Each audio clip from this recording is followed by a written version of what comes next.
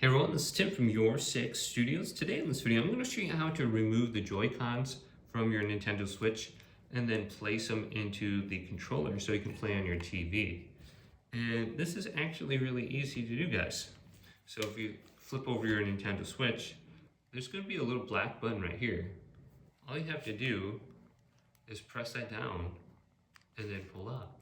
So I got one side done, press the black button down, pull up, and it should slide off.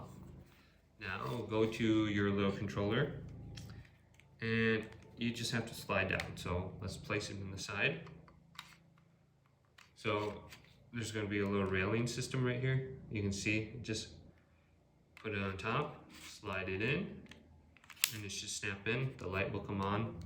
Do the same thing for the opposite side here. Slide it in, snap it in. Now press the buttons and the lights should detect the Nintendo Switch. So you just have to pair it up and you can start playing.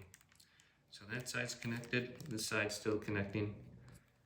We can go to this now, it should be on our TV, but hopefully this video did indeed help you out. If it did, leave it a big thumbs up and subscribe to my channel down below for more tech out videos coming up next on Your Six Studios.